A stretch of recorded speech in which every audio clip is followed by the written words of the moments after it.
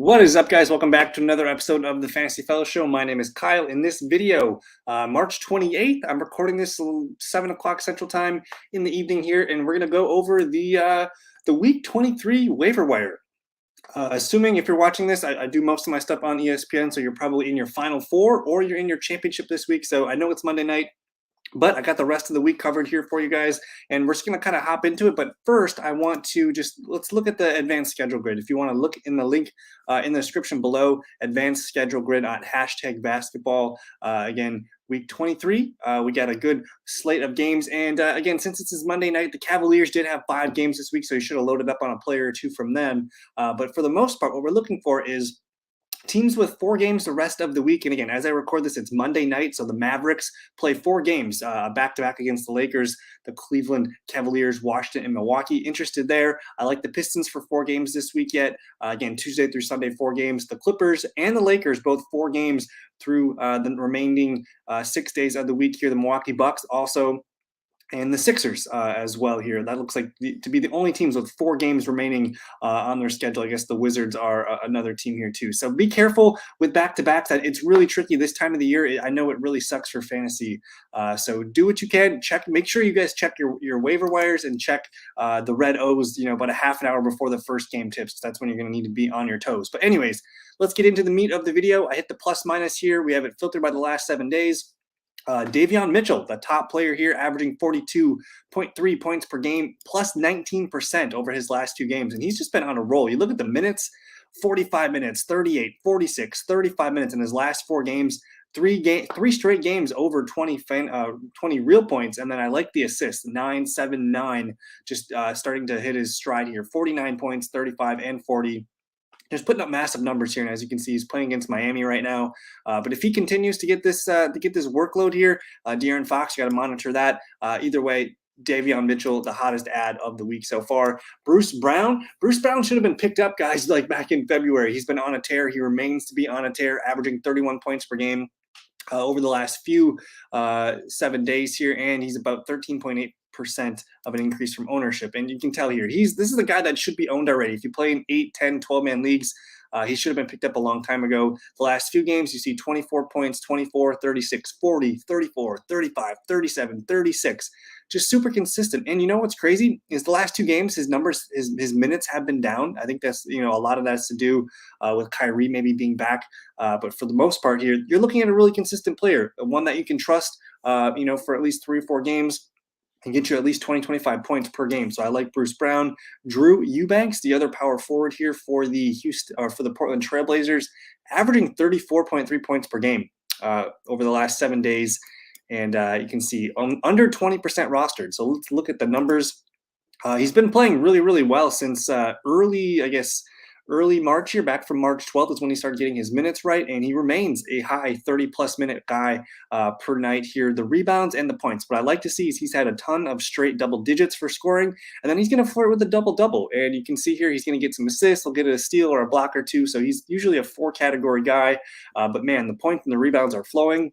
Who can trust Eubanks for a good week here? Chris Paul, with Chris Paul being back, of course, he's been picked up a lot. I don't know why people were cutting him. I think it was a surprise that he came back so fast, but he's right back to his old ways, double-double machine, leading with assists. But Ja Morant, the thumbnail cover of this video, I wanted to shout out Tyus Jones, who's been getting the hot minutes while Ja has missed some time. 4 really good games here. You look at his last 4 games for minutes, 29, 25, 35, and 30 minutes. 4 straight games, double-digit points, a couple double-digit assists. The steals are there. The rebounds are there. This is usually a 4-category player, so I like Tyus Jones quite a bit. Very interested in him. Only 12.5%. I think as long as Ja's going to miss some time, this is probably a guy that we can trust in our lineups. Another guy I really like here is Emmanuel Quickley, who's kind of like the 6th man over there in New York. But he's been really, really solid ever since we found out that Kemba and Derrick Rose were shut down. It's been Emmanuel Quickley and Alec Burke. So these 2 guys, actually they're right here. Quickley and Burks, both, kind of point guards, shooting guards here for the New York Knicks. Alec Burke is actually averaging more points over the last 7 days, 32.3 points per game, and Quickley is at 27.5. So if you can add Burks or Quickley, I highly suggest doing so. They're both under 25% rostered. OG Anunoby is back, 87% rostered though. Lauri Markkanen should be owned 55%. What about Jose Alvarado, though? This is the guy here who's had flashes throughout the season, starting to settle into a decent sizable load here from 22 minutes, a range of 22 to 30 minutes per game over his last handful of nights. The points have been inconsistent, but you can see the other things, the rebounding, the assisting, the steals, very consistent. And we know he's a really good stealer, really good with the assists. So if you can kind of just hang on, he's a highly productive player. Not one I'm trying to get. Maybe in 12-man leagues, that's about it. Boucher, 63% rostered, whatever. With the other Ja Morant pickup here, D'Anthony Melton, he's been getting some good run, starting to peak into the mid-20s for minutes, basically 6 straight games over 20 minutes. Really solid fantasy points. 5 out of 6 games, we'll take those. So as long as Ja misses time, D'Anthony Melton can be your guy. I want to shout out Dillon Brooks, though. This is probably the hottest ad. Dillon Brooks, of all the Memphis Grizzlies, doesn't even matter if Ja is back or not. 33% rostered since he's gotten back. Here's been his box scores: 23, 34, 34, 22, 22, and 25 points. So massive fantasy points here. Not a big category guy. He does touch 4 to 5 categories a night, but he's not going to help you out too much, but he does contribute at least. We know that Dillon Brooks is going to give us big points. So I love Dillon Brooks, probably the best ad for the remaining week or 2 weeks, whatever you need. Trey Mann continues to play well. He's under 10% owned, averaging 30 fantasy points per game.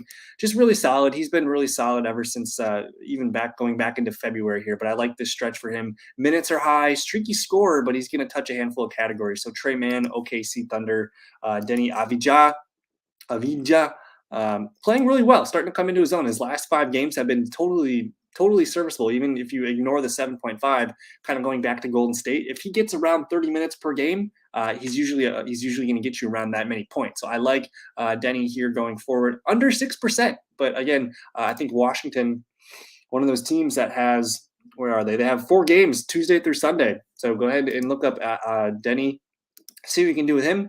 Jordan Poole, of course, Evan Fournier, of course, PJ Washington, of course, Andre Drummond. These guys should be owned. Obi Toppin, starting to get some consistency here. His last handful of games, it's not super consistent, but I like the 4 straight games of double digits. Good rebounder. Assists are starting to trickle up. Steals are usually there. Someone to just maybe keep an eye on if you need someone for a night or two. I like Obi playing well. And of course, Nick Claxton. Nick Claxton playing really, really well. He's probably been a guy that should be rostered in 10 or 12-man leagues. Really, his last couple weeks, ever since about March 10th, he's been on fire here. I like the consistency in the minutes. Usually a good flirt for double-digit points. Rebounds, assists, steals, and blocks are usually all there too. So if you need someone just for a night or two, I like Nick Claxton quite a bit. But I think that's going to do it for this video. I just wanted to shout out a couple names here. And again, I'm going to stress, I just really want to stress about a half an hour. So like tomorrow night, you want to look ahead at tomorrow night's games. Earliest games tomorrow at 6 p.m. Central Time. You gotta basically set an alarm, do whatever you gotta do on your phone. Set an alarm to check your team about a half an hour before that first game tips, because if you see someone's got an O, slip them to your IR, add that extra player, whatever you that 10, 20 points that you could add from the waiver wire could help. And again, I hope all this fantasy information helps. I'll do one more video next week, but we're almost done with the fantasy basketball season. So if you have questions, let me know in the comments below. Otherwise, thank you for your time. Good luck, and we'll see you guys next weekend. Peace.